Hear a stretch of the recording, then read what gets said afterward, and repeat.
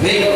Você que achou, João capítulo 4, versículo 23, nós vamos ler o versículo 23 e o versículo 24, depois nós vamos ler o versículo 39.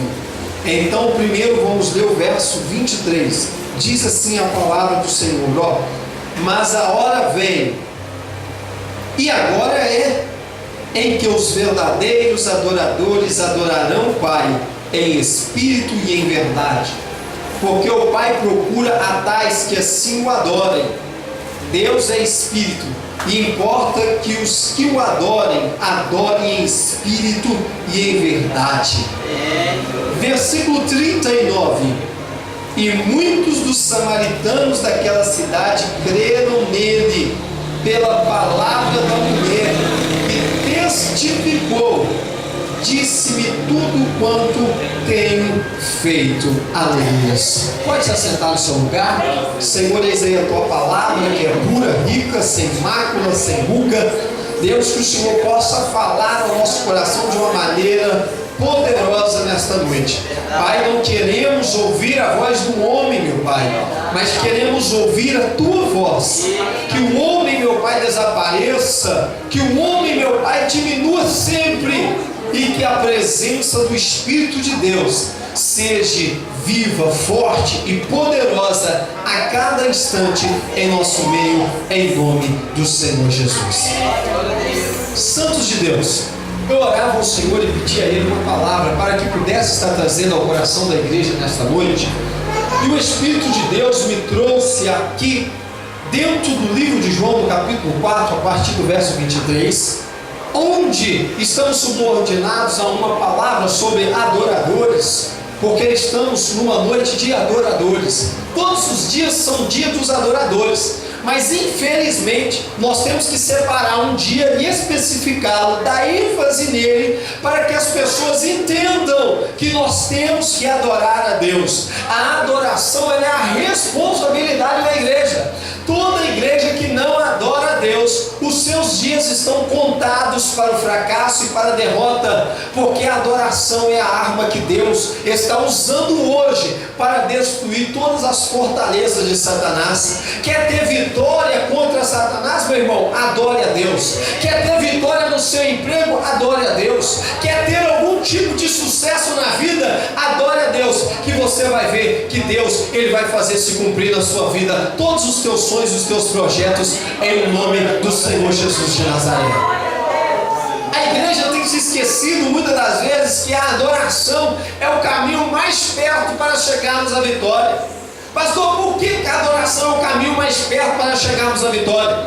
A Bíblia diz que depois de toda a ventania, todo o sacrifício, tudo que Jó fez, a Bíblia, tudo que Jó recebeu, todos os males, depois de todos os 10 filhos de Jó ter morrido, depois da casa de Jó ter pegado fogo, depois dos amigos de Jó ter virado as costas para ele, depois da mãe de Jó ter virado as costas para ele, depois que todo mundo sumiu de perto de Jó, depois que a própria mulher de Jó virou para ele e disse: olha, amaldiçoa esse Deus logo e morre, meu filho. Depois que a própria mulher assinou a sentença de morte de Jó, dizendo para ele que era o fim, que tudo estava acabado, a Bíblia diz que Jó dobrou os seus joelhos e adorou ao Senhor. Eu convido você nessa noite, meu irmão, independentemente do que é que tenha acontecido na sua vida durante esses dias, independentemente de tudo que aconteceu na sua vida, adore a Deus hoje, e você vai ver que os céus vão se abrir sobre a sua vida, e Deus vai mudar a sua história, em nome do Senhor Jesus Cristo de Nazaré. A hora vem e já chegou, diz a palavra de Deus.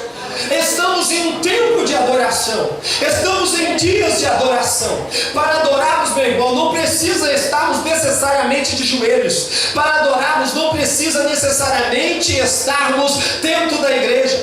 Em qualquer lugar é momento, é hora, é tempo de adorar a Deus. Quer vitória no meio da luta?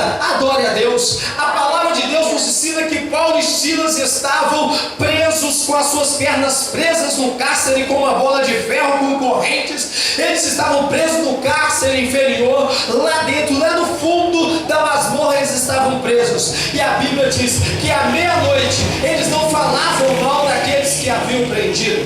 À meia-noite, eles não falavam mal daquilo que estava acontecendo na igreja. À meia-noite, eles não tiraram tempo para falar mal do que estava acontecendo, não. Pelo contrário, a Bíblia diz que à meia-noite eles adoravam a Deus com hinos, com louvor. Por quê? Porque vem a hora, e já chegou, em que os verdadeiros adoradores adorarão o Pai em espírito e em verdade.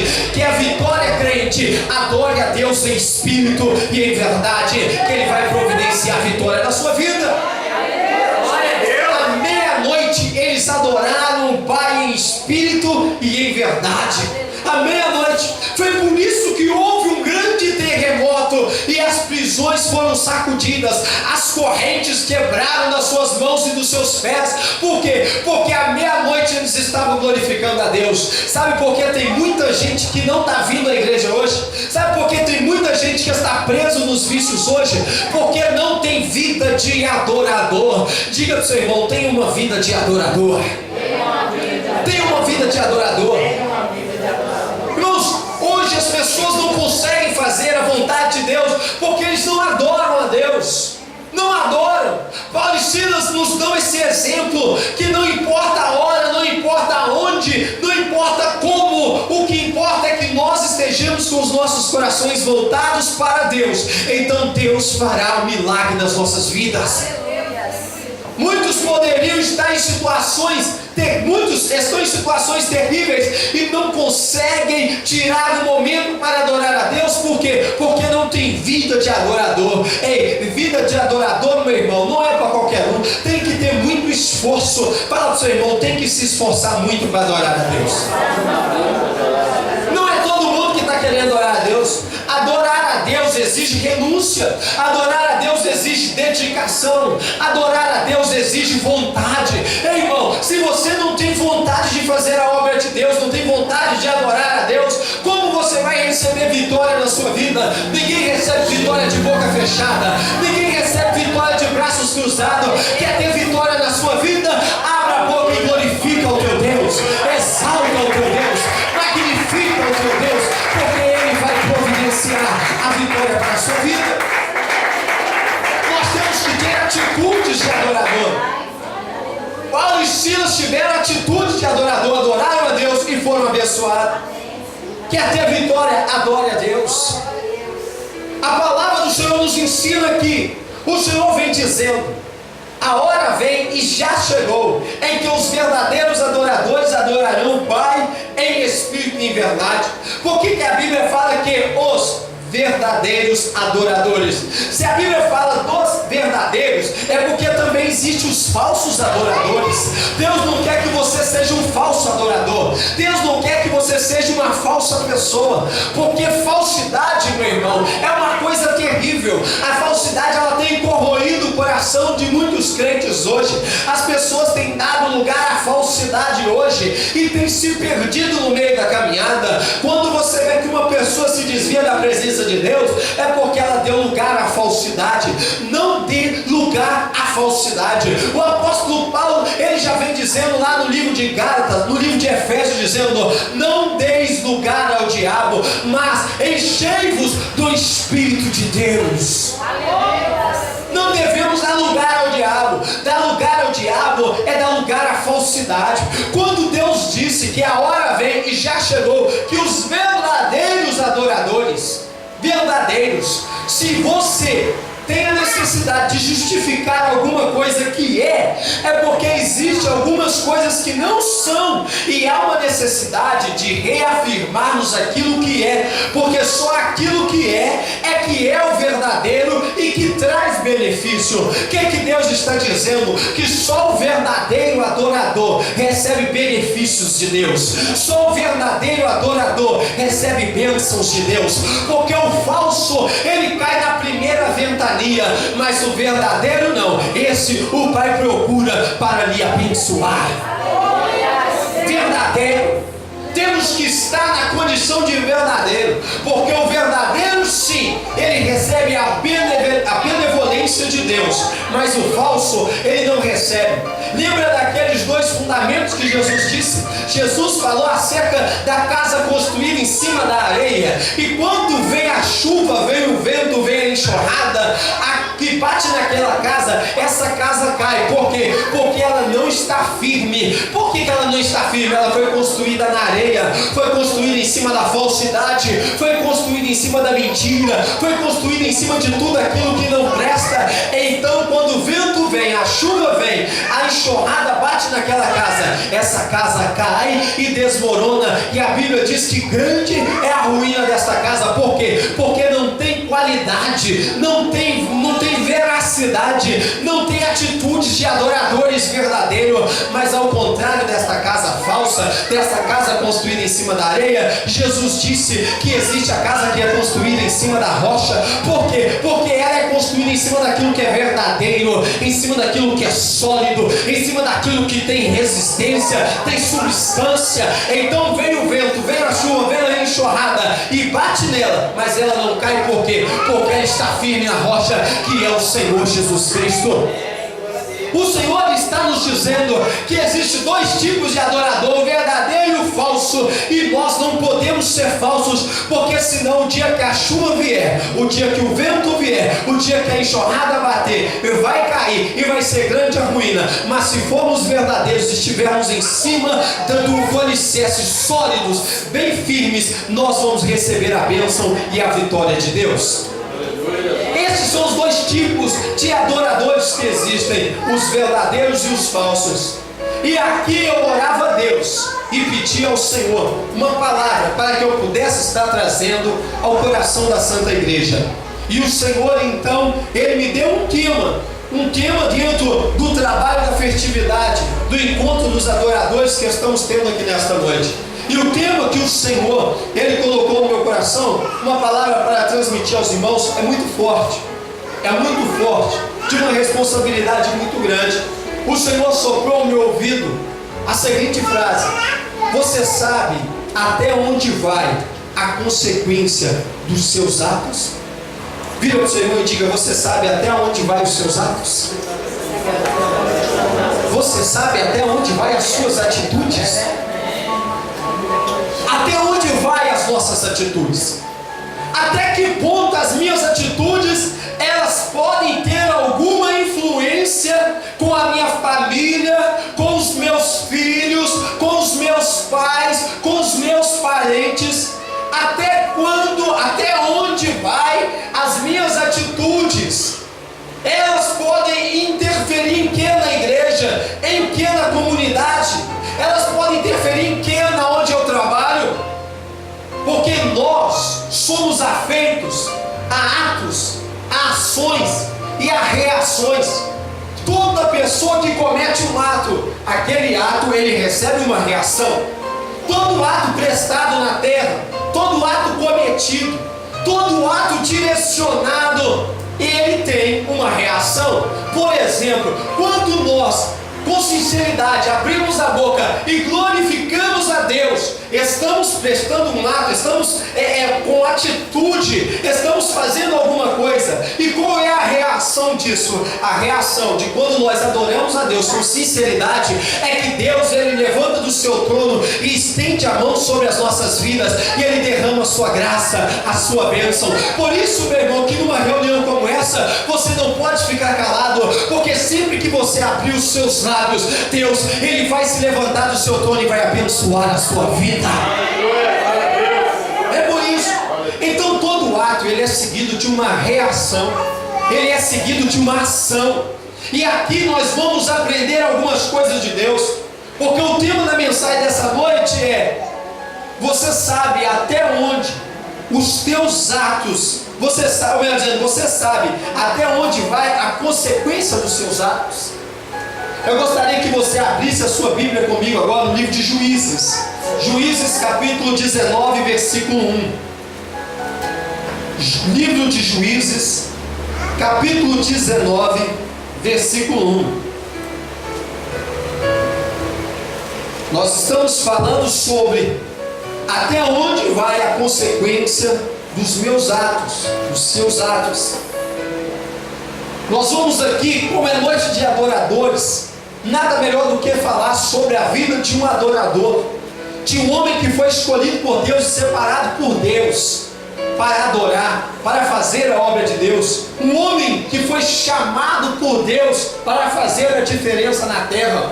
Um homem que, como eu e você, fomos batizados por Deus, fomos escolhidos, fomos separados, temos a presença do Espírito de Deus em nós para fazermos a obra de Deus. Então vamos ver aqui, através da vida desse homem, algumas coisas importantes para o nosso dia a dia. Juízes, capítulo 19, e eu gostaria de ler do versículo 1 até o versículo 3. Juízes, capítulo 19, versículo 1 ao versículo 3. Olha, diz assim: aconteceu também naqueles dias em que não havia rei em Israel, que houve um homem levita, preste atenção, um homem levita, que peregrinando aos lados da montanha de Efraim, tomou para si uma mulher concubina de Belém de Judá. Porém a sua concubina adulterou contra ele, e foi dele para a casa de seu pai, a Belém de Judá. E esteve ali alguns dias, a saber, 4 meses. E seu marido se levantou e partiu após ela, para lhe falar conforme o seu coração, e para tornar a trazê-la. E o seu moço e um par de jumentos iam com ele, e ela o levou à casa de seu pai. E vendo o pai da moça, alegrou-se ao encontrar-se com ele. Preste atenção aqui. Eu gostaria de resumir essa história para você entender. Um levita, um homem que foi escolhido por Deus, separado por Deus, para fazer a vontade de Deus, para fazer a obra de Deus. Um homem que foi separado para estar entregue na igreja, para adorar a Deus, um adorador a Deus por excelência, um homem consagrado, porque toda a casa de Levi foi separada para servir na igreja, para adorar a Deus. E aí nós encontramos aqui neste texto um levita peregrinando. Eu gostaria de chamar a sua atenção que este levita estava longe da sua casa, e ele estava então peregrinando. Ele estava em outra terra, em Belém de Judá. É isso que acontece com muitas pessoas que estão peregrinando, não param em igreja nenhuma, não ficam fixos em lugar nenhum. Pessoas que ficam peregrinando sempre atraem maldições para a sua vida. Pessoas que não têm uma identidade, pessoas que não têm um currículo. Você pergunta, nem ela mais sabe quem ela é. Ela não sabe se ela é pentecostal, ela não sabe se ela é conservadora, ela nem sabe mais. Um dia ela era pentecostal, outro dia era conservadora. Ela não sabe mais, ela não tem uma identidade clara. Esse levita estava assim. Ele então saiu da sua casa, parou de adorar a Deus, aonde era para ele estar adorando junto com os irmãos dele, e ele então foi para Belém de Judá. E peregrinando ali, ele achou uma moça, uma concubina, e casou-se com essa moça. Ao casar-se com essa moça, sabe o que aconteceu? Essa moça o traiu. Depois de algum tempo de casamento, essa moça o traiu. E quando ela o traiu, ela se sentiu tão envergonhada por ter ficado com outro homem. Ela então decidiu voltar para a casa do seu pai. Só que este jovem a amava tanto que a Bíblia diz que ele decidiu ir até ela para lhe falar o que estava no seu coração. Este homem a amava tanto que ele a perdoou. Ele a perdoou do ato que ela cometeu. Uma atitude nobre que muitos de nós precisamos aprender. Esse homem aqui perdoou um adultério. Agora tem pessoas que o irmão passa e não cumprimenta, ele não tem coragem de perdoar o irmão. Há pessoas que não têm coragem de perdoar por alguma coisa que às vezes o pastor até disse aqui, e ela se sentiu magoada, ela se sentiu, e ela não consegue abrir o coração e liberar perdão. A igreja tem sido atingida por Satanás nessa área, porque as pessoas não conseguem perdoar. Ah, pastor, só Deus perdoa. Outro dia eu vi um grande pastor que muito eu admiro, dizendo que homem nenhum pode perdoar, que homem nenhum consegue consegue perdoar, que o único que consegue perdoar é Deus. Infeliz é este pastor nessa colocação. Por quê? Porque a Bíblia diz que se nós não conseguimos perdoar os pecados uns dos outros, nós não vamos para o céu. E aí, se ninguém consegue perdoar, ninguém vai para o céu. Infeliz a colocação dele.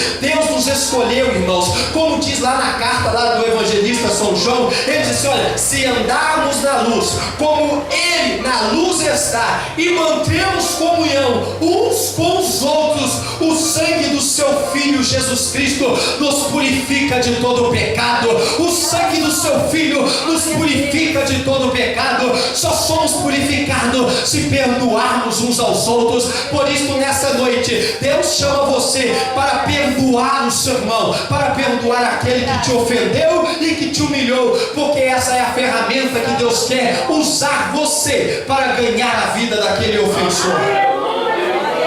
Então, pode glorificar ao teu Deus. Aleluia. Esse levita, ele perdoa a transgressão da mulher e vai atrás. Mas, irmãos, até onde vai a consequência dos nossos atos? Ele saiu da sua terra, largou a sua família, e ele sofre a primeira baixa aqui, a sua mulher o trai. Então ele vai atrás da sua mulher, acha ela na casa do seu pai, chega na casa do seu pai, conversa com ele, toma um café ali e apazigua, ele reata o seu relacionamento com a sua mulher. Aí a Bíblia diz que quando ele está voltando para a sua casa, preste bastante atenção, quando ele está voltando para a sua casa, ele tem que passar por uma cidade. E quando ele, passando por uma cidade, ele com sua mulher e o seu empregado, então eles precisam passar a noite ali nessa cidade, para continuar seguindo o caminho até a sua casa. E então, quando ele passando por aquela cidade, a cidade de Gibeá, quando ele passava pela cidade de Gibeá, de Benjamim, ele então precisava se hospedar num lugar. E então um homem muito bondoso o acolheu, um homem com um coração generoso o acolheu. Olha, irmãos, que coisa linda que nós aprendemos aqui. Está faltando isso na igreja. Pessoas com um coração bondoso, pessoas que não olham o custo. Mas você precisa, eu vou te ajudar. Olha, eu não tenho muito, mas do que eu tenho eu posso te ajudar. Ainda, meu irmão, que você não tenha nada de material, mas faça como Pedro e João na porta do templo chamado Formosa. Pedro e João disse para o moribundo paralítico: eu não tenho nada, não tenho ouro, não tenho prata, mas aquilo que eu tenho, a palavra de Deus, isso eu te dou. Então levanta e anda. E a Bíblia diz que aquele homem recebeu a palavra de Deus e ele se levantou e andou, porque a palavra de Deus, ela é melhor do que o ouro e a prata.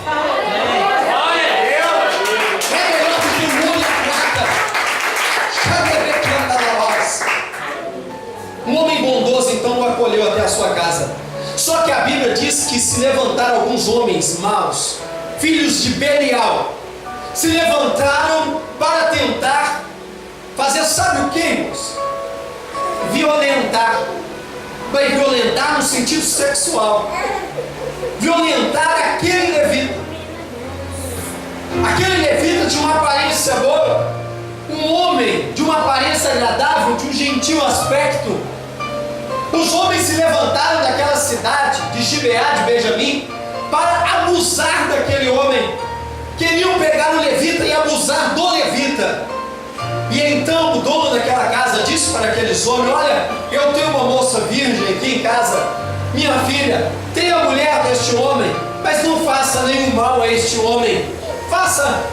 Pegue as moças, fique com elas, mas não faça nenhum mal. E então aqueles homens pegaram a mulher daquele levita. E quando pegaram a mulher daquele levita, sabe o que aqueles homens fizeram? Violentaram aquela mulher a noite inteira, até acabar todas as forças daquela mulher. Ela foi violentada por vários homens. E então, quando clareou o dia e que eles puderam sair para fora, porque antes era uma escuridão, irmãos, não existia eletricidade, era uma escuridão. Quando saíram para fora, então viram a mulher daquele levita morta na porta da sua casa. Preciso encurtar a história para você entender. Depois você lê o capítulo 19, 20 e o 21 para você entender toda a história. E então aquele levita, indignado com aquele mal, indignado por eles não só ter violentado ela, mas ter violentado até matar aquela jovem. mulher morta, leva para a sua casa. Chega na sua casa, ela corta os 12 pedaços daquela mulher, corta ela em 12 pedaços, e ele manda um pedaço para cada tribo de Israel, porque as tribos de Israel, elas eram divididas em 12 tribos, e formava a nação de Israel. E então é enviado um pedaço daquela jovem para cada tribo, e com os seguintes dizeres acerca do ocorrido, daquilo que tinha acontecido. Então toda a nação de Israel, ouvindo aquilo, se indignou, e ela então veio em socorro daquele levita, porque souberam que ele era um levita, era um homem separado para a obra de Deus, e então vieram ao socorro dele. Chegando até o levita, eles então separaram uma guarnição, que eu até anotei aqui, irmão, de 400.000 homens que puxavam da espada.